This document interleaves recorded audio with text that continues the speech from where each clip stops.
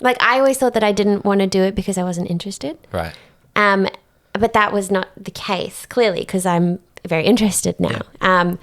So it was much more of I don't think I'm good enough to do this. I don't think I'm smart enough. I've never seen any other women doing it, or very few women doing it. It's not something someone like me does. Right. And I mistook that for being like, oh, I just don't care about it, you know? And so I would strongly suggest to my younger self that actually maybe that was a bit of a societal thing on you, as opposed to something you're not interested in. And actually it could really help you. You don't have to be a producer, but knowing this could really help you with finding your identity.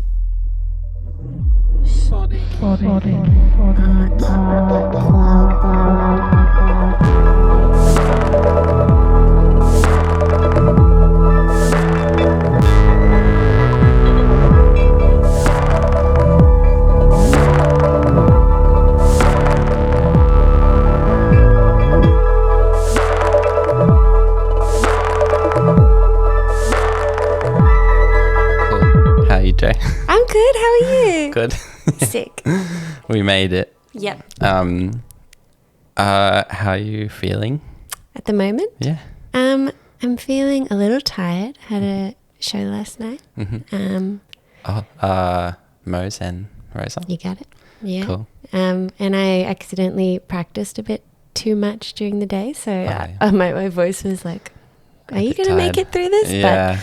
But we got there. That's good. Yes. I went to school with Graham. Really? And played in his band for a while. My God. He was the year older, like the year above me. Yeah. Wow. Yeah. That's a bit nice. You should have said, hey. Yeah, well, I was going to come, and then I just sort of got home and like crashed really hard, and then I was that like, happens to me all the time. I really want to come. And I played in George's band for a bit as well. What? Yeah, like ages ago. Oh my God. Yeah. So I was like, fuck it. I like all these people are really dear to me and I should come, but I was just like, I just hit a wall. Yeah. But, I'm always thinking that. I'm like, I should go to that gig, but yeah, so nice to be at home. It's a tricky balance. Yeah. And I know there's times where I've like pushed it really hard and then been like, I regret this. Yeah. And then other times where I've felt like really good. But yeah, because like there's always something on, but you sort of have to, if you're doing stuff as well, it's like you have to kind of take care of yourself. Yeah. And I feel like so often when I'm doing shows relatively like a lot, I don't know, like I get so much music intake that like to then go out and seek more is sometimes not what I need. I need to just get away from it. Totally. Do you find that happens like a bit if you're gigging often? Yeah. Like it takes a lot for me to be like, I'm excited to go out to a gig because it just feels a little bit like work sometimes. Yeah. Like really great work. Totally. But if I have to be out a few nights really late for shows, I don't necessarily want to be out another night to go to a show. Yeah. But whenever I go to a show, it's really great. Like it's so inspiring to see how someone, because you get so caught up in like the stuff that you make and do. Yeah. That you kind of forget that other people are doing cool stuff too. And you just want like, you go listen and you're like, it gives you so many ideas. So when I do go, it's great. Yeah. Yeah. It's a balance. Hey. And it's like, the more you're playing, I find the less I have the energy to go see. Yeah. And I feel like it like seesaws a lot. Yeah. It's like at the moment I'm not playing very much, so I've started trying to go to a lot more stuff. Yeah, you've got the capacity. And it's been like this big like kind of reminder of like seeing people do the thing in whatever like sort of realm, like whatever medium is. Yeah, it's been inspiring me a lot. Just seeing people do the same thing as you, and then just being a reminder of like, oh, this is why. Yeah. Kind of and like to be in the audience is like, I can feel, it's lovely to be on the receiving end of all of the feelings that the performer is trying to give you. And it's like, I can be doing this for people, and there's a point to it all. For sure. Because sometimes it feels like there is. Yeah. If you're in your like bubble for a long time. And you're just like, here I go again. Doing the same thing I've been doing. But means a lot to people, I hope. For sure. Yeah. So tell me a little bit about how you became the musician that you are today, in the sense of like maybe as a kid, and then if there were like any big moments. Maybe I know for me there was big moments in my adolescence, like as a teenager, that made me go like, oh, this is actually what I want to be doing. Were there some moments for you? I guess so. Yeah, I always enjoyed music, but I didn't really consider it any sort of career until like right at the end of high school. Same. Yeah, like I had a few. Looking back, there was a few nice moments like in my schooling where like I would do a little talent quest or like get a solo in a choir thing, and like they were really special. Yeah. Like there was this one thing in high school, they made like The Voice, but for like the school. Yeah. Amazing. And like getting into the final of that was like, it made me feel really great. And I was like, oh my God. So yeah, there was things like that that definitely helped put me on the path. But then, yeah, I remember I was trying to decide what I wanted to do at the end of grade 12. And I auditioned for the con and I didn't get in. Yeah. And I was just like, man, like I'm not good enough kind of thing. And in jazz? In jazz. And again, because I'd only just started doing jazz just to go to the con because I wanted to do singing, but I didn't want to do classical because I had no idea about any of that. So, yeah, I started trying to learn jazz just to get in, and then it was a pretty short turnaround before the audition, so I definitely wasn't ready. Yeah. But not getting in was probably the biggest catalyst of like a realization of I really wanted to do it. Yeah. Because I remember getting the letter of like, sorry, unsuccessful, and I was like, Devo. Yeah. And I was like, oh damn, like I really cared about this. Yeah. And so I spent the year doing a different degree. Yeah. And like kept having my singing lessons and everything, and then got in the second time, and I was like, I'm in, like I'm gonna do this 100%. Cool. And just like try my hardest, get as good as I can, because I just knew that like it's not like I was like the best at school and then I come and just am the best and like it's all really like I was like, no, like I need to work at this or I'm not gonna get anywhere, which I think was a really good lesson to learn like straight away. Totally. And yeah, once I was there, I just kind of went as head on as I could. Yeah, for sure. That's awesome. That's really interesting that being like not going straight into that opportunity made you want it more and made you realize that it was actually the thing you wanted to pursue. Yeah, and like I'd been doing sort of, I think in that first year out I started doing just like busking at markets and whatever, and it was just sick because I would like play for a few hours and just like make money, and I was like, yeah, you can do this. I can make money from like playing Riptide like at a market, which thankfully I've not had to do in like a very long time, and I don't plan to do again, but it just sort of all started falling into place. It's like, I really love this, I can do this, like I'm good enough, and I just have to put in the work. And that's kind of what I've kept trying to do, because music is a lot of background work and a lot of like, you don't have to be the best singer. It's like there's so much more to it. Yeah. And so I try to keep just pushing and make sure that I'm a good musician and like person to work with and stuff like that. For sure. Do you hold yourself like accountable and set those boundaries like high? Are you good with balancing that? Like, do you know what I mean? Like, do you set things that you feel that you can reach, or do you have like a I know for me, like I set it way too high, and then like I kind of what like you wanna... be like, no, I didn't achieve that. Like, this isn't. I should be better, blah blah. Or do you find you're good at sort of balancing that? I definitely. I try very hard not to set my goals too high and to keep my like expectations realistic. Yeah. Because it's a pretty brutal industry, and I think for any musician, but as a singer, I find like your self-worth is like really on the line when people like, if it's your voice, like your voice is you, and so if people don't like your voice, it's like, I don't know, I feel like it cuts pretty deep. So yeah, for sure. I really try and be like, where am I, and what is the next logical step for me to take? Yeah. And then just breaking everything down into smaller tasks that I can do day to day. I never feel like I've done enough work though. Yeah. I think that's a general consensus a lot of the time. And I don't know how much of that is like actually true, or whether it's the outside input thing of seeing so much all the time that it feels like it's never enough or something. Like, I know the more social media I consume, the less I feel good about myself and what I'm doing.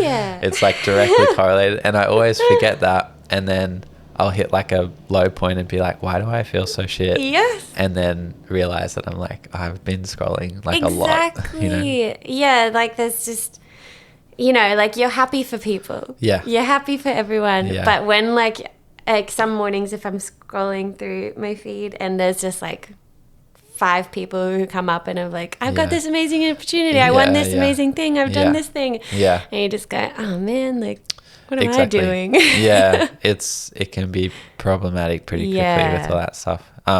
Do you have a good balance with like social media consumption?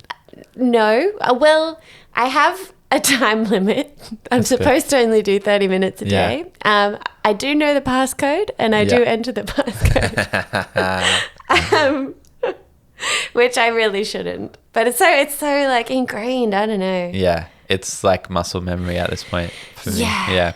And I feel like we're like the last generation that grew up kind of without phones, like in the same way that, well, in a different way to like what kids are growing up with now, because it's like touchscreen things are in their hands straight away,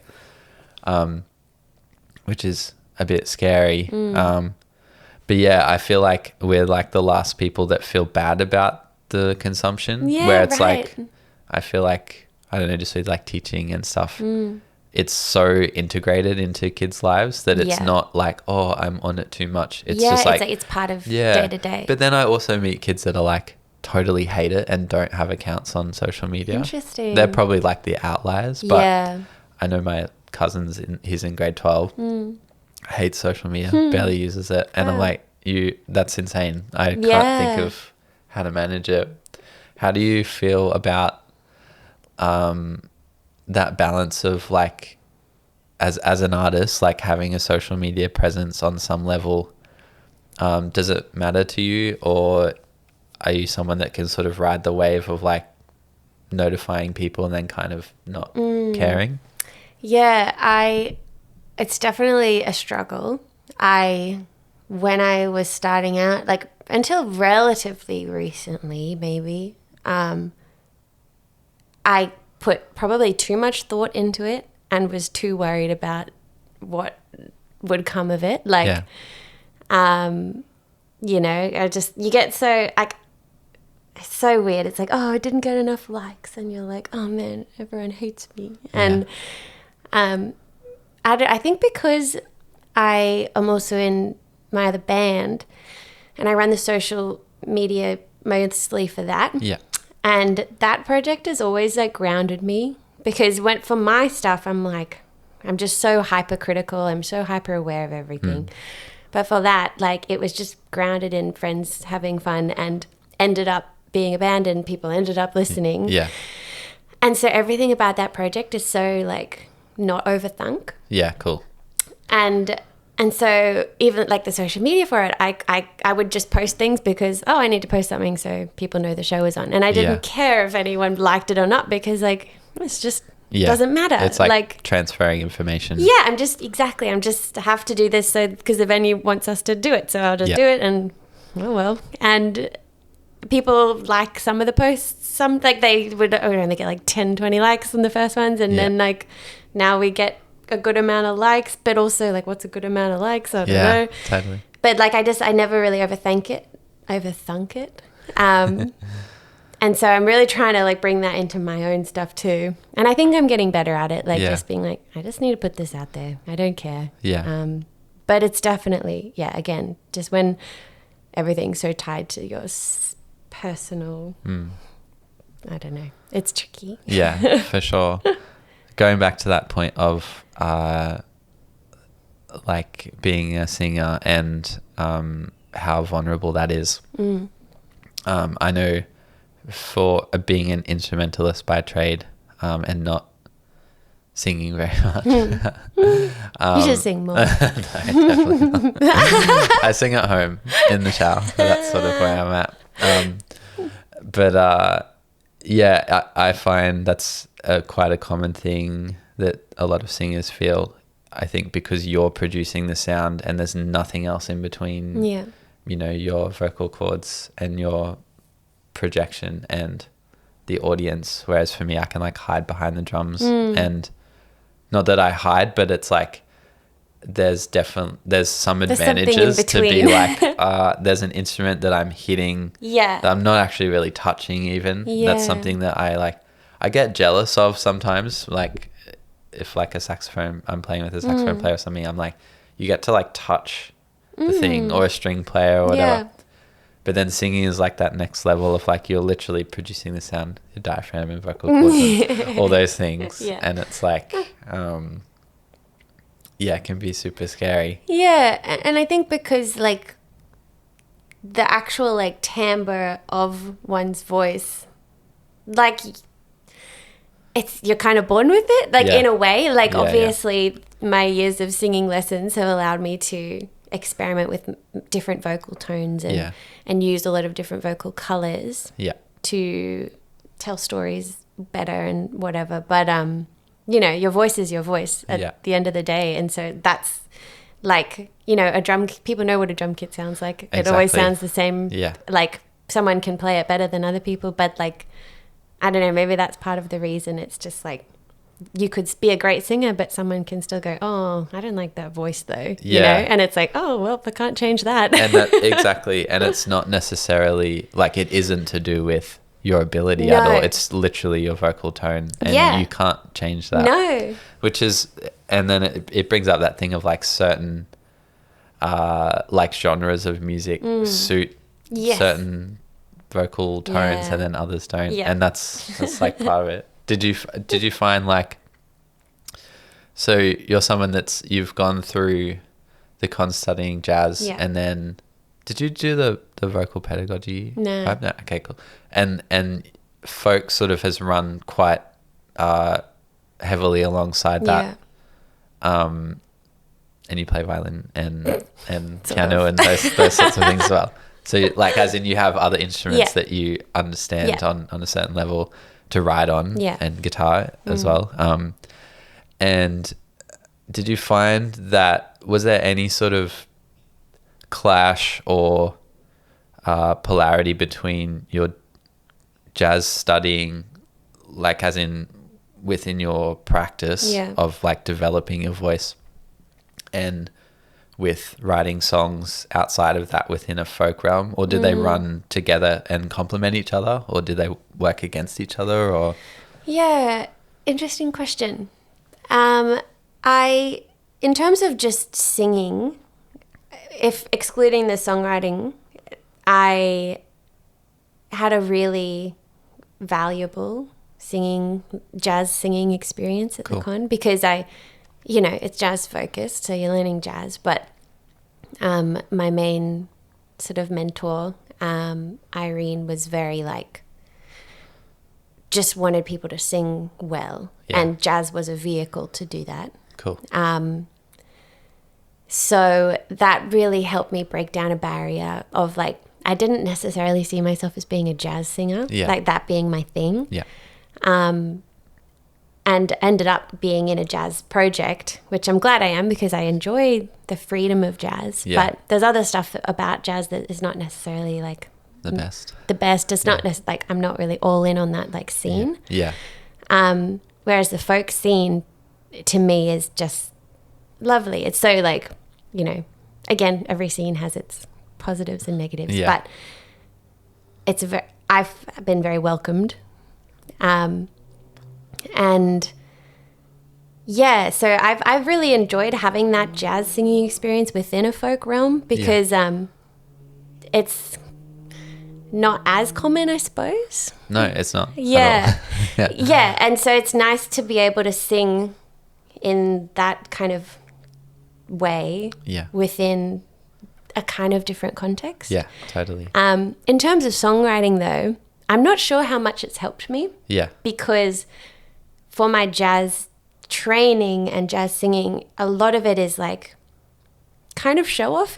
Yeah, and interpreting a lot of other music a lot of the time. Interpreting a lot of other stuff and trying to find your own way through it. Yeah. And I think for me, that ended up with overcomplicating things sometimes. Yeah. So I found like, you know, if you're singing Embraceable You, right? Yeah. It's like you sing it for a jazz context, you kind of have to sing the melody. Yeah. And then when you go through the second time, you can kind of make some changes to make it your own. And so those changes would be embellishments and kind of interesting melodic changes and stuff. And so I love doing that. But I think for my songwriting, that wasn't necessarily super useful because it would mean that my songwriting would be quite like a bit hectic, my melodies, because I would be like trying to be like, oh, this is cool and this is cool. And not necessarily singable, not necessarily memorable. Yeah.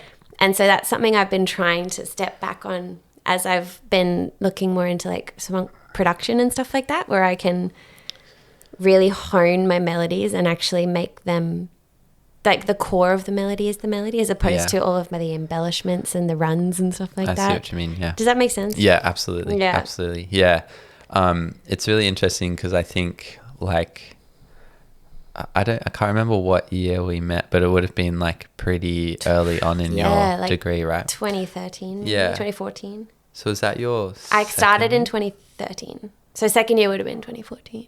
Okay, cool. That would have been my third year, I think, maybe. I did my bachelor in 5 years because I failed too much theory. But you got there. I got there in the end, yeah. I had to pass theory. Were you doing classical, weren't you? Yeah. It was really hard. And I didn't do any theory at school. So whoa. It was like, I don't know how I got into the That's insane. Somehow fluked the exam. Hell yeah. Because it was like all this shit about like secondary dominance and blah, blah, blah. I was like, I don't even know what that is, let alone like... How did you flick that? I don't know. Like, I think I must have just done okay in some of the other stuff to like get in, but... That's sick. But yeah, it made it kind of hard. But so we met, so I was in third year, you were in second year. Yeah. And I can't remember exactly how we... Did we record that first sort of EP vibe at the con, like with Anna? Yeah. Was that before you opened for Mulberry? No, I think Mulberry was the first time. It was happening already, yeah. Yeah. Okay, cool. I feel like I got to do that and that was the first time I properly met you guys. Yeah. But I feel like I knew before, or I knew of you maybe. Anyway, it's the con small. I loved that concept. Yeah, that was such a cool so concept. nice. Backyard vibe. Yeah. I think that was the first time that I'd sort of heard you sing originals, I think. Probably, yeah. And yeah, that was such a nice vibe with just like neighbors coming around. Yeah. So we recorded that EP after, Yeah. What's really interesting is like you studied jazz, I've studied classical, and I feel like folk music was kind of like our meeting point in a way where like but like our training sort of informed that, but coming in, like I know when I first started playing folk festivals with Mulberry and stuff like that, that was kind of my first foray into like that whole vibe. Yeah. And being a drummer, like, you know, folk music a lot of the time doesn't have a drum, so that was weird to start with, but I guess that was like some point of difference or whatever. But I found it really interesting kind of trying to find my place within that, where like using my training in a good way of like serving the music and thinking about how not to overtake anything as a drummer and a percussionist. But yeah, that's really interesting that you've mentioned where it's like the training is something that's really informative and helpful, but just due to the nature of like how jazz works a lot of the time, especially as a singer, because you're singing the melody and you're arrangement leader on some level where it's like the second time, you know, the chorus is hitting, it's like you're embellishing and do this and this. And cueing things and that sort of stuff. And how that can impact songwriting, especially in a folk sense, because it's like tends to be in a simple like realm, and that's what makes it amazing. How have you found, like, because I feel like that's like 10 years, right? 2013 is 10 years because it's 2023, which is really scary. Holy but wild. So like, so I've kind of seen all of your music like kind you've of seen every iteration, which is amazing, and it's been awesome to watch. And kind of closely, I feel like, because we've sort of like either played together or like we've been kind of doing some festival things here and there and all that sort of stuff. So like a lot of, and we're playing together now, and it's sort of in a more, I would say, amplified electric setup. How did you reach that point from starting in this folk place where you're playing like acoustic guitar and I'm mainly playing brushes on the drums and double bass and like, oh no, there's an electric bass, but some double bass at some points, and like I know we definitely tried double bass at some point. How was that journey for you, and like were there certain points in time and like decisions that you made very consciously to kind of move towards that? Because I know now you're in this place where you're playing like keys with Sahara and you're playing keys with Asher as well, and mainly Asher, right? Mainly Asher, cool. Sahara's like the tour. So like you're playing and that's like electric guitars and drums and bass like, and you know, full on like indie rock, like indie rock pop, folk rock pop sort of thing, which is amazing. And so and that's been for a little while. Were there certain points like from 2013 10 years ago to now that I know that's a huge question, but were there certain points where you're like, I want to play more electric? It was a lot of thinking and a lot of small choices, I think. I started with acoustic guitar singing and doing my songs that way. I think for a few different reasons. I think one of the reasons was that I was a bit scared of electric guitars, a bit scared of production, a bit scared of recording, a bit scared of all of that tech stuff. And I think that this is a little bit related to what my PhD is on at the moment. Totally. Where I think that just as a young girl starting music, that was kind of the path. It was like, play the acoustic guitar and play folk. And like, you can like do electric guitar, but I don't know, just something about the societal context in which I was, especially growing up when you were a kid. It's like early 2000s, right? Yeah. It just was like, I didn't see any other people really doing it. Like my parents were really into folk style music, and so like a lot of the people that I listened to were women singing folk in a folkish music with acoustic guitars. And so I was like, that's what I'll do then. And I love that. I love being able to do there's something beautiful about acoustic music, and I don't want to not do that. But I just found there was a bit of a ceiling of how much diversity in the music and the textures you can really create. Of course, And I really just I didn't want to be put into a box. Like, just like the jazz thing, I didn't want to be like, you're a jazz singer. And I didn't really want to be like, you're a folk singer either. And And a lot of the music that I like started to then really get into is a lot more electric.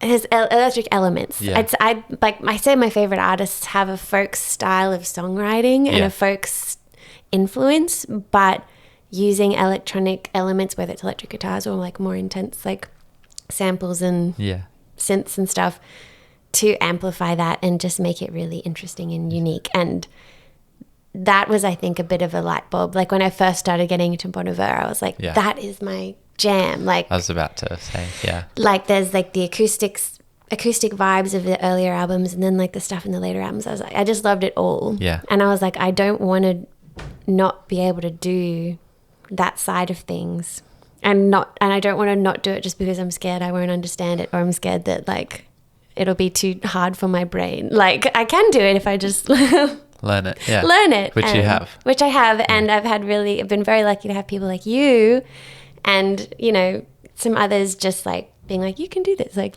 just start somewhere. Cool. And so I think that was, the main reason that I started to get into the more electric thing. And I'd tried to record the folk stuff. Yeah. And I just would listen back and like, I don't know if this is me. Like, I don't know if this is what I want to showcase to the world. Like, I think it was just something I did because it was the first thing I felt I was able to do.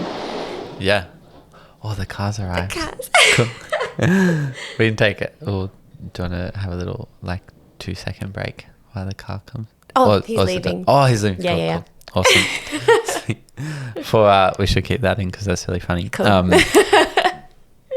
In Jo's studio, it's like her house is on a hill and there's a carport above us and then the studio and then courtyard house. So my partner just left from the above carport. It's always a little bit scary. I'm always concerned that at some point a car will crash on top of me, but not today. Well, your chair's it's far enough away. I think my chair would be all right. Yeah. The instruments, not so much. Yeah. Us right now. Would be doomed, but it's okay.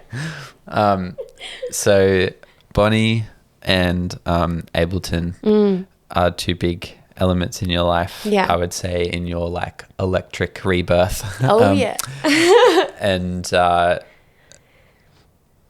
I would say those two things in my life have also influenced a lot of where I'm at now. I can't remember when I started using Ableton, but it would have been like second or third year as well. And I didn't start doing it until like it was like a year, 2 years ago. Yeah, it was probably start of COVID. Yeah. Because I remember we had like a few sessions where we meet up and kind of do stuff. So sweet. It was fun, and it's always good to share the knowledge and hearing Bon sort of combine those things where it was like big stacks of folk instruments combined with like sample based music and electronics and synths and all that sort of thing.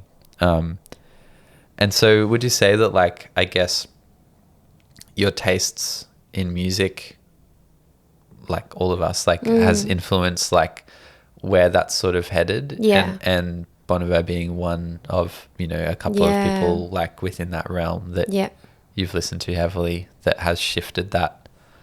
Was that just like music wise, was that way more interesting for you and something you wanted to kind of explore? Yeah, I guess so. And again, I still have some like folk albums that I just like listen to on repeat, like the Bonnie Light Horseman album. Like I just like will always go back to that. The Milk Carton Kids, like bluegrassy stuff, like acoustic duo, like I love that stuff.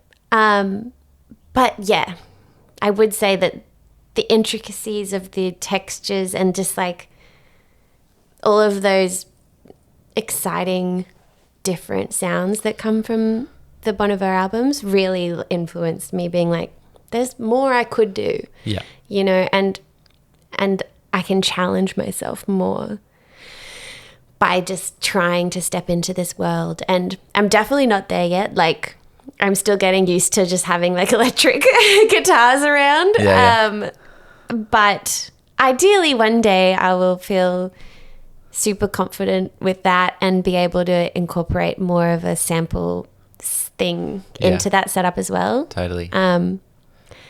But Is I'm that sort of, one step at a the time. dream for you, like to kind I of think so. blend it all? Ideal show would be like electric guitars and stuff and having cool sampley things going on, and then having moments of acoustic stuff, like 2 guitars and a violin, doing that, and then coming back to like a big, like just being able to incorporate all of the things that I love. And not be like, this is what the show is and it's this one path. Like I've struggled with that dichotomy of like, am I a folk person or am I not a folk person? And I like both, and I wish I can do both. Yeah, absolutely. You're allowed to do. There's no rules. I can do whatever I want when I'm on stage. There's no rules to this thing, and I think a lot of people forget that. I think like once you start doing something within a certain realm, like genre or whatever, it can feel hard to escape that. Or training wise, like learning something very heavily, like jazz or classical music or contemporary musical style or whatever it is, can be it's awesome as a foundation, but if you don't seek to like break down those things a little bit and push through and find like your relationship with it, it's very easy to just kind of like rinse and repeat the thing that you've been taught, and that's it. And the more that I'm like kind of thinking about it and like talking to people, it's like not everyone walks everyone walks a different path within this, but not everyone that has done the same thing as you is seeking a more like creative musical environment. And I feel like you're someone that's like, you have this like wealth of training and you've actively sought to learn more about the things that you're listening to and how they're made, which is like, I can relate heavily to that. Like, how does Justin Vernon's voice sound like that on 22 Million? Because I've never fucking heard that before ever. And I've read so many Reddit threads about how, and so I've like learned how to do it, but then it's like I play around with it, but I'm like, it's not like, you know, obviously I'm not going to do the same thing, but having that knowledge and that informing the next step or whatever. But but like not everyone is sort of striving to write original music or to blend those things. Like, is there, like, obviously correct me if I'm wrong, but I feel like you're in this zone where you've kind of, Ableton is becoming a lot more fluent within your like vocabulary of making music, and like the demos that you play for us in rehearsals sound like amazing and finished. I'm like, just release that. I know you got so much more to learn. I know you would never do that. I would never. But I would, you know, I'd listen to that on repeat. But and within the band context, you know, we're sort of moving. I know the newer things that we're arranging together is sort of tending to take a more electric approach. And within that, is there like specific things that you feel like you need to learn more or explore more to kind of reach that goal that you were talking about?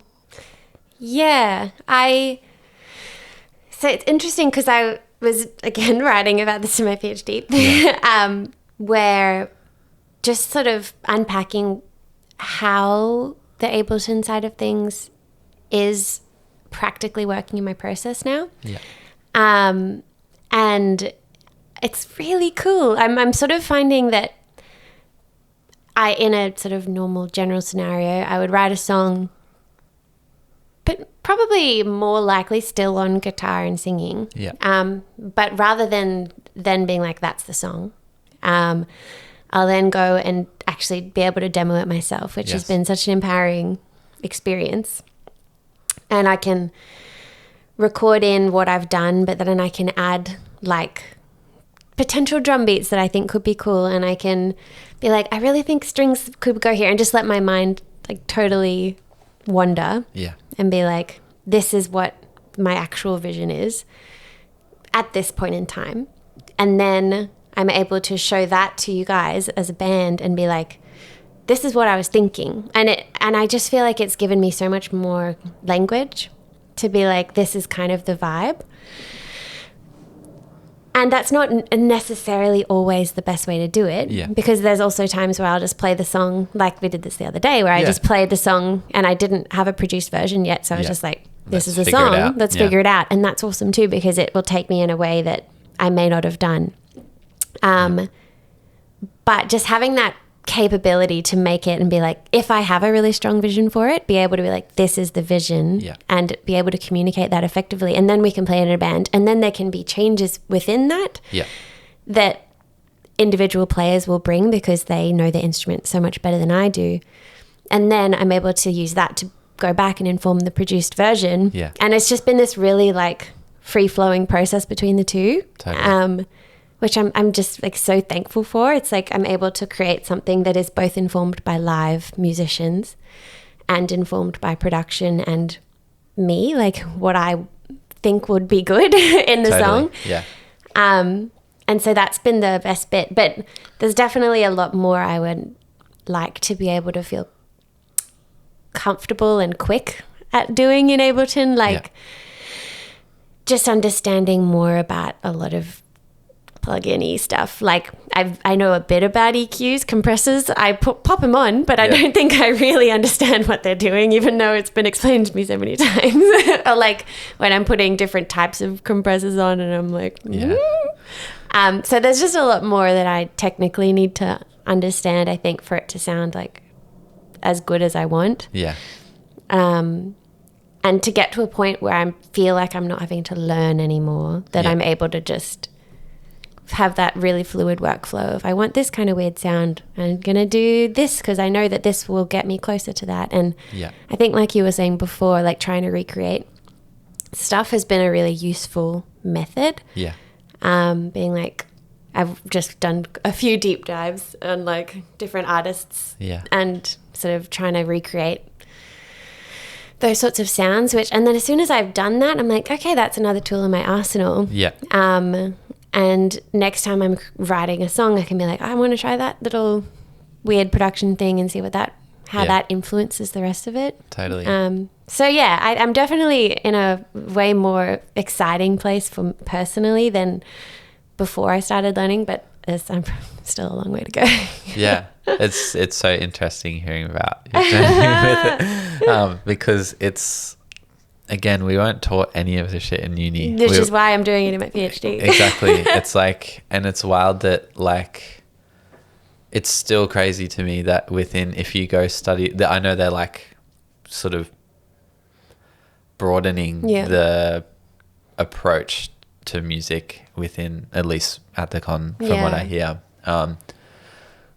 It's still wild to me that it's not run like on some level a bit more like UQ or a bit more like QT, where it's like you have hands-on practical experience from your first year of how to record music and how to produce things. Because if you're not playing in an orchestra and you're not playing in a jazz band or you're like like doing the very traditional route, which is not all of us, like I'd say it'd be 50-50, if not maybe more on the side of creative music pursuits, that like people haven't been taught Ableton or some sort of DAW like software, because we all have to use it. And I know for me it's the same. It's like I really like hip-hop music. I really like Bon Iver. I really like all this stuff that has electronic elements.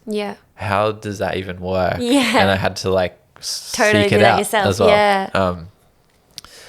And I guess like within the context of your own music, is like, have you read much about like how, because I know we're both very big fans of Justin, how he's sort of like his process of writing and things like that? No, like, not really. Like I know one thing he does a lot is he will write things like within the group kind of from day one. And it's sort of like it evolves with the band. Obviously like Bon Iver is a band. It's not like yes, he writes most of the lyrics and stuff, but like sonically it's like a lot of other people, and it's gotten to the point where it's like this huge community of people that like all come from very interesting backgrounds and things like that.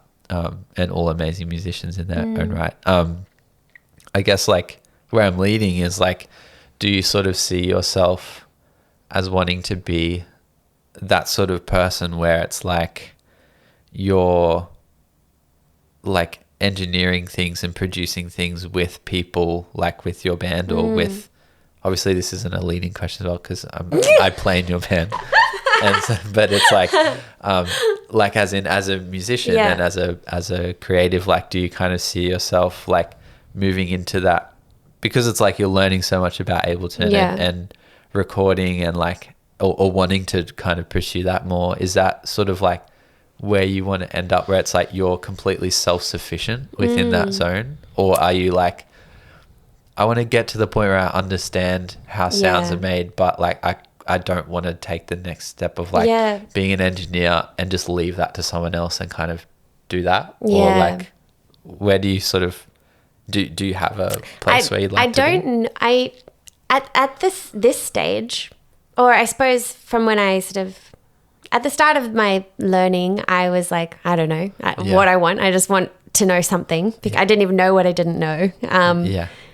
And so now I think at the moment I'm kind of like, I just want to know enough to be at the table.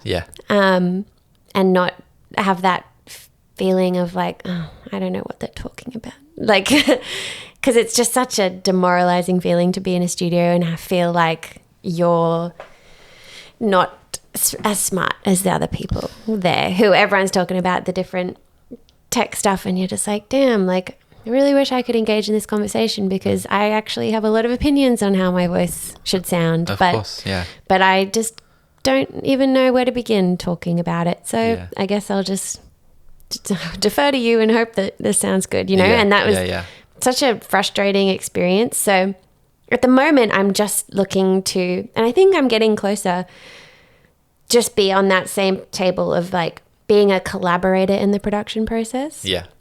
And being like, not necessarily the person recording it, not necessarily doing it in my own studio, but being able to create a solid demo that showcases exactly what I want, being able to then be in a studio and be able to just chat like I am totally meant to be there. And have it be a proper collaboration as opposed to, oh, I'm an artist, produce me, which I just hated. And you know, like when I learn more and more, like perhaps that will change and shift and I might be like, nah, like I actually know so much, like I don't need you, like, and that would be cool too.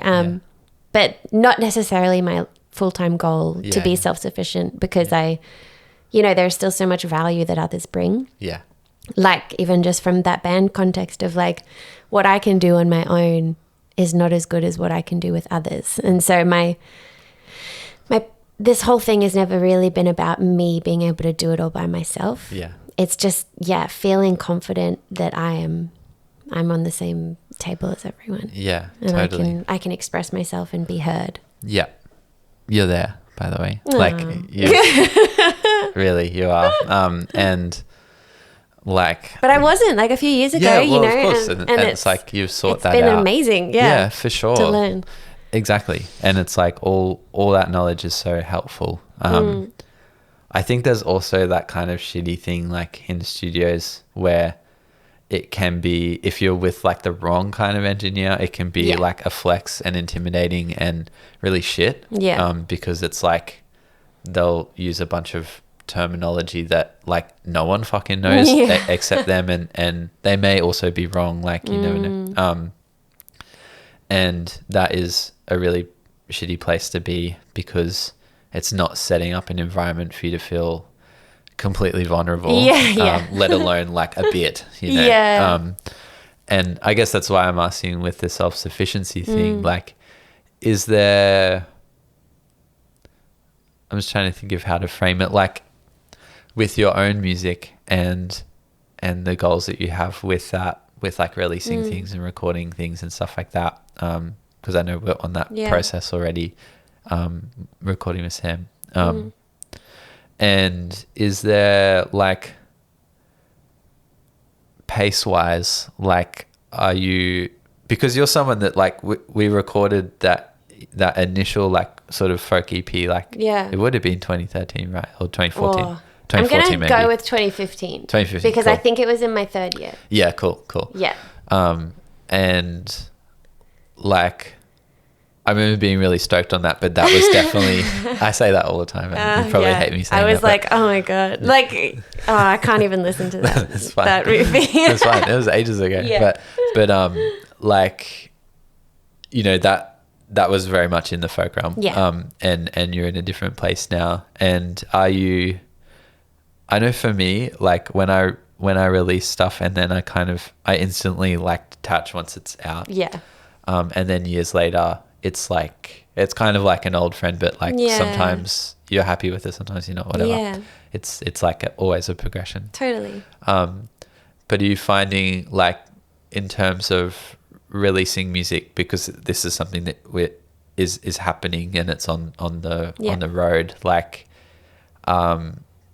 where do you sit with like the pace of that and what am I trying to get at? Like, like, are you someone who is like impatient to get things out, or are you happy with like rolling with where you're at because you're someone that's like, you know, a while ago you're like setting achievable goals and things that you can feel like the next step, and being aware of your knowledge, which I think like you're a very modest person, and I think you have a lot of knowledge within this area, and I think if you wanted to, you could do everything yourself if you wanted to, and that might not be what you want, and that's cool as well, because it can be sometimes too close if you're recording everything, you're mixing everything. It's like that can be way too much. I would be too. I would know too much. I would be so in the trees. What is that saying? Yeah. In the trees, so you can't see the woods. Yeah. I know what you mean. Yeah. In the sticks. Maybe, I don't know. I can't remember. I always blend them, and then they end up being something else. Some new one. Yeah. Releasing has been a really big challenge for me, considering how long I've been writing music and haven't released anything. Again, there's no rules, by the way. Well, no rules. But it would have been good if I had released, like if I had some releases out there, just from how long I've been doing it. Like people are always being like, why have you not released anything? And I'm like, and I think a lot of it is fear, and has been fear, because obviously when you release something, you're putting yourself out there. Totally.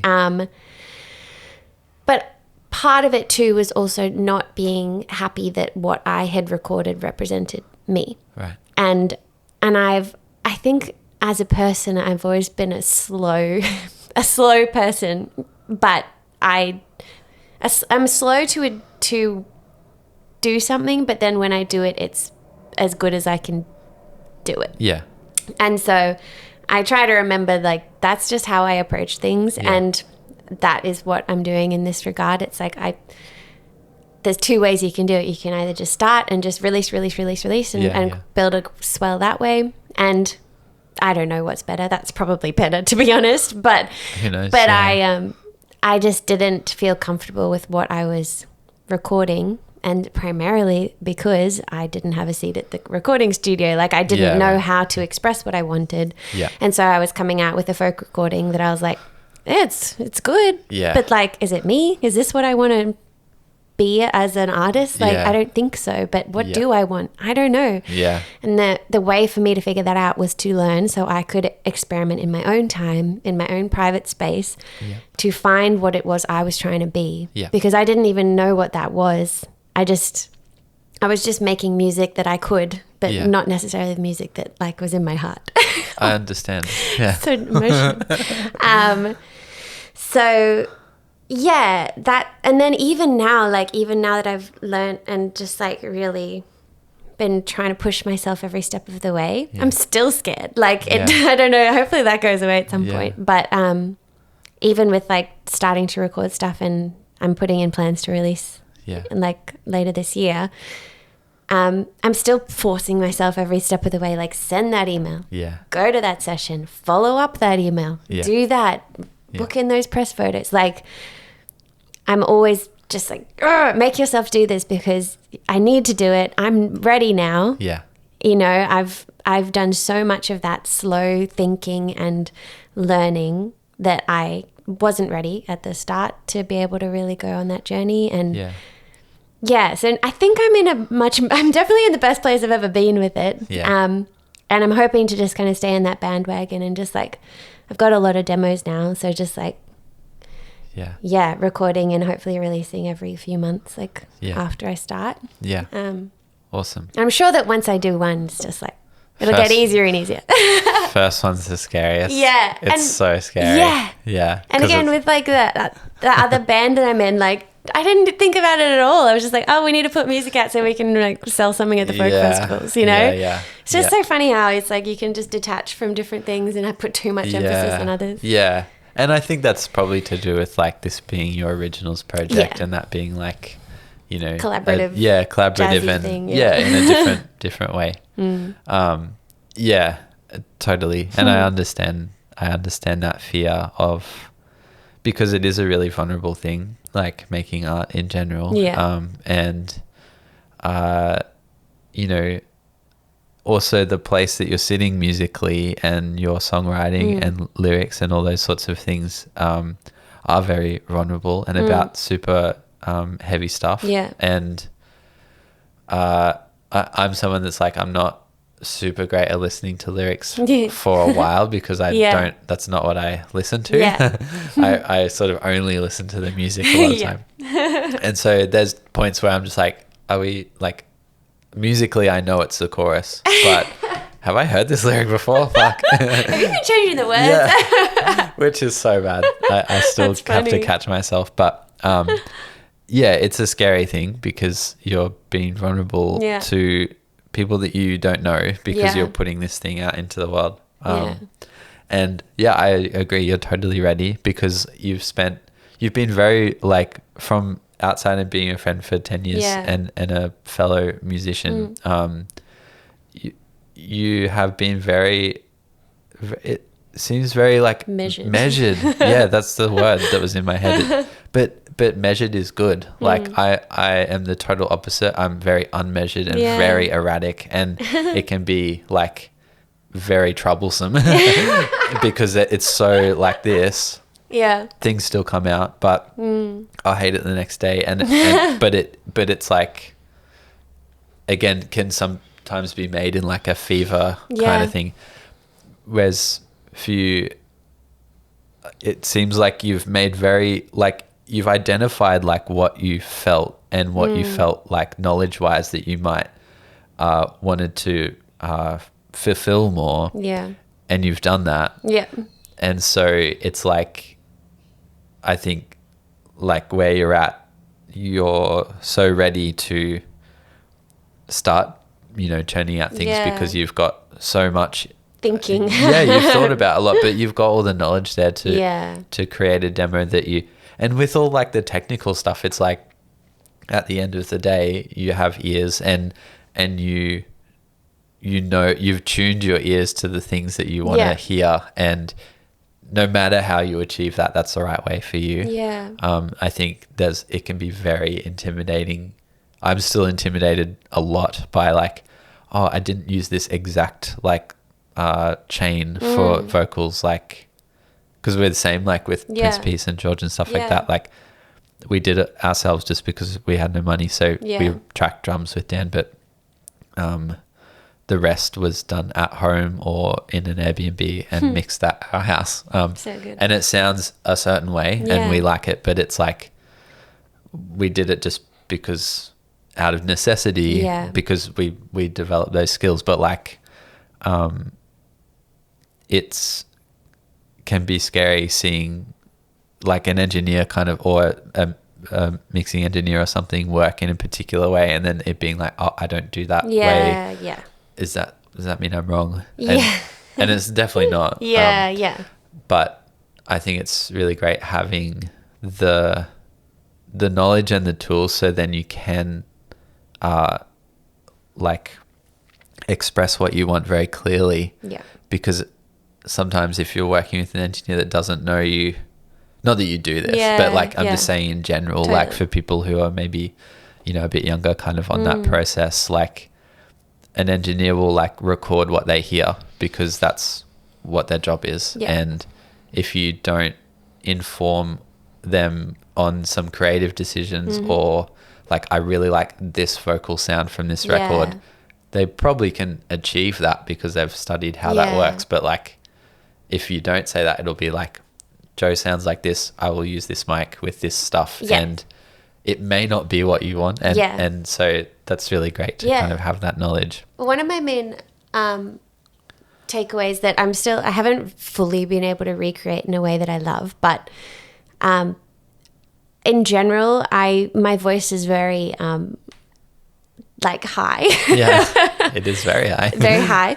And but I also can sing low. Yeah. And a common thing that would come up when I was doing recording sessions was sort of the default, I suppose, would be if you heard my voice that like you want to get all of that high stuff and all of the detail. Yeah. And detail's good, but I would keep finding, I don't know, something about it, I just really didn't like how it sounded. Interesting. And so I would just be like, oh, it's a little bit like sharp sounding, but not sharp in pitch, like sharp in like jagged. I know what you mean, yeah. Or like, oh, there's just, I don't know, it doesn't feel very warm. It feels kind of cold.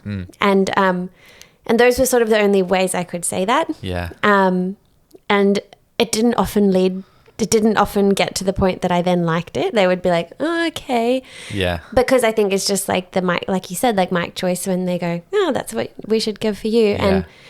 And you know, people don't like listening back to their own voices. So there's probably a part of it like where I just go, oh, because it's me. Yeah. But I'm pretty sure that I really like it with less highs and more lows, basically. Like I like it when the warmer tones are emphasized and the higher ones are not. Interesting. Yeah. And so that's what I've been trying to experiment creating myself, so I can be like, okay, I think that's my hypothesis is what I like. Let's test this. This, and I don't have to waste anyone's time with it. I don't have to try and explain myself. Yeah. I can just be like, okay, I'm just going to mess around with this EQ. I'm going to mess around with I was trying to add like some saturation and just like different compression. I still don't understand the compression very well, but just trying to create that warmer tone as opposed to the like kind of thing, like something that has more warmth to it and more body, less brittle. Exactly. Yeah. And it's just funny that you said that, because it's like, if you heard me, that's probably not what you would think to do for my voice, I suppose. Yeah, it's a really interesting point. And like my engineer brain would kind of go that way if I didn't know you. Yeah, and the way that you're describing those things, I interpret it as the thing that you've come to, as in like mic choice can have a really big effect on that as well. So like the difference between that mic over there, U87. Yep. Yeah, Neumann U87, which is a typical vocal mic for I would put that in front of you, like, you know, to try first. And, but it's like, it depends on what U87 you have, but they can be sort of like creamy sounding, but they can also be quite brittle. Yeah.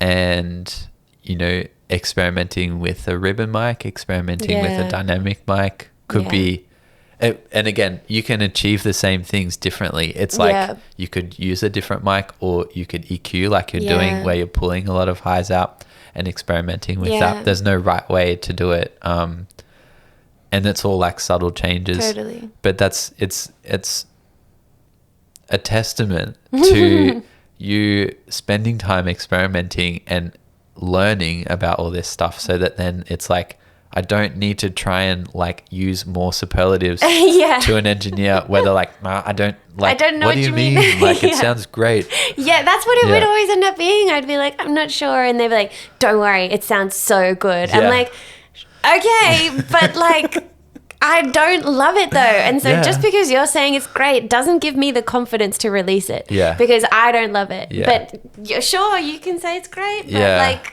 Yeah. I would just keep running into that. People like just really supportive. I'm like, that's great. It's not Thank helping you. though. But like, I'm not happy with this yet. Yeah, and yeah. I can't express it any other way. Totally.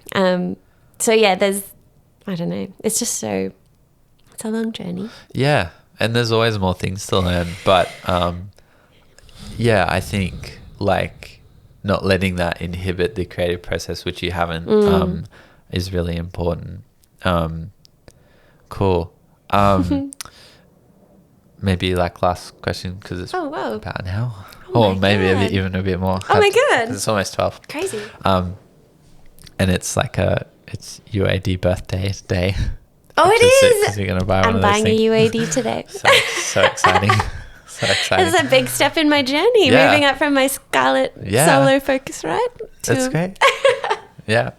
I guess like being someone that's been spending a lot of time working on this and reaching the point where you are rolling out music originally and then you're also playing a lot in different contexts.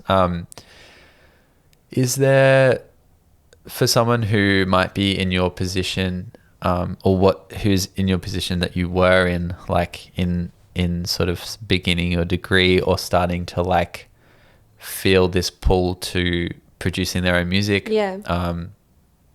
and wanting to explore that more, do you have things that you would say to past Jo, like with like particular things to focus on or like big lessons that you've learnt or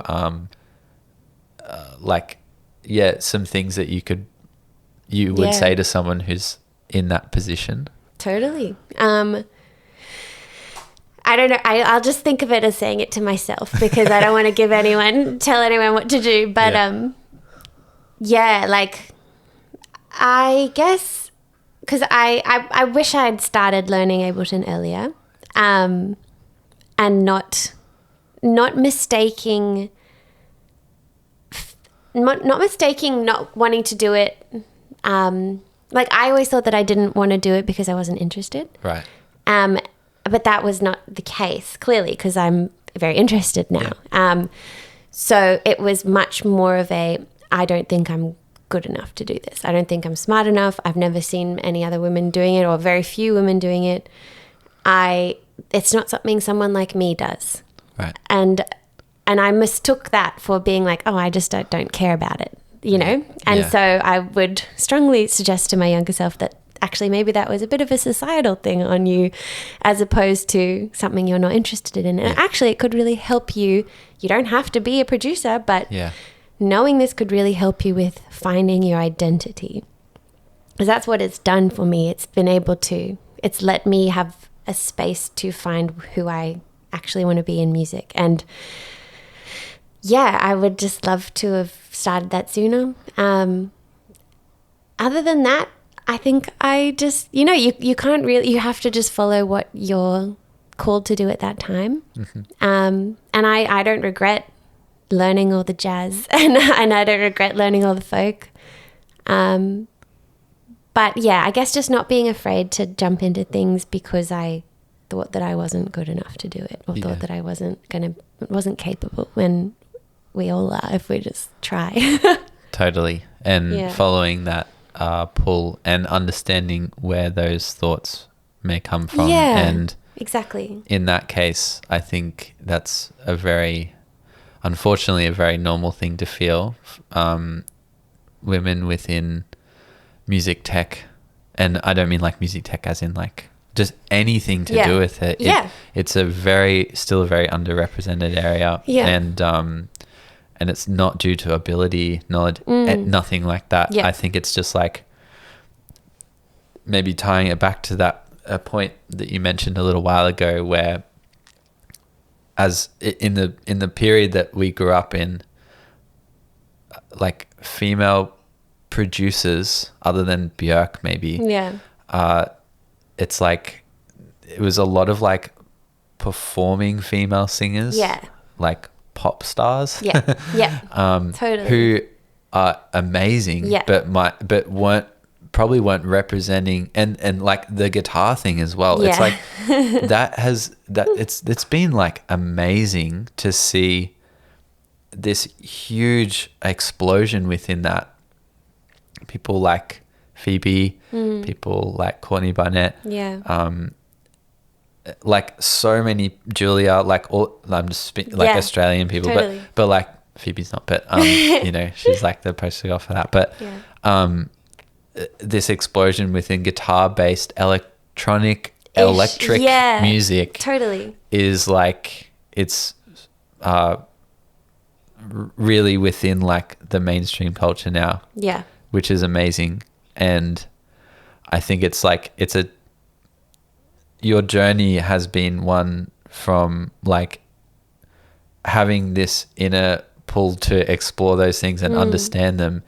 And then, and I feel like a lot of people have gone through that similar journey within that realm of music where it's like, how do I combine all these things? Yeah.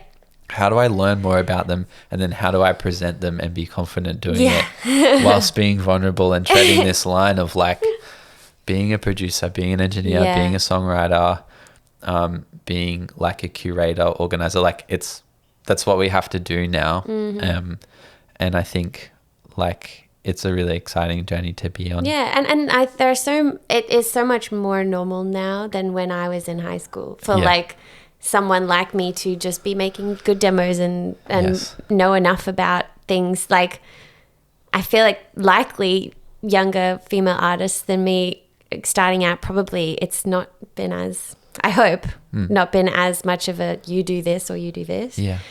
And so, yeah, I don't know, when I started and was like, okay, well, I play the acoustic guitar and I'll do that until I know otherwise, you know. I hope that that's not really as much of a thing anymore. Totally. And you're someone that's paving the way through that with your own art. And I think that's something to remember as well, not as a thing of adding pressure, but just a thing to be aware of and proud of, because it's like not everyone has the confidence to pursue those things and understand them and then be like, hey, like I know this shit. This is what I want it to sound like. Yeah. Not in a commanding way, but in a way of like, it's informed by the knowledge that you've pursued and are understanding and applying in your own art. And I think that's really awesome. And I think it's just like, it's very inspiring regardless of gender, but also, you know, not as well, because it's like, it's just setting an awesome example as well.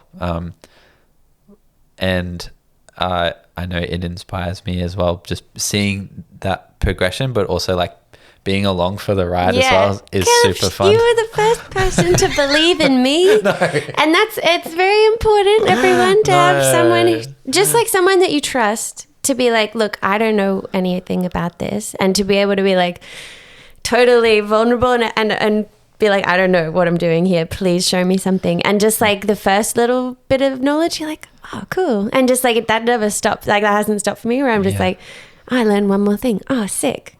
You know, and I just feel more capable every time. And that started with you. Oh. Thanks, Jay. It's been awesome to chat. And I know it's been really interesting talking to people about this sort of thing, but also really interesting because like we have shared musical history, and like a lot of the people that I'm lining up at the moment are also in a similar boat, and I know it's like I don't know what I'm getting at. It's just interesting because there's a lot of stuff going on, like crossovers for sure, and kind of knowing each other for an extended period of time and seeing people evolve is really inspiring. But yeah, thanks, Jo. Thank you.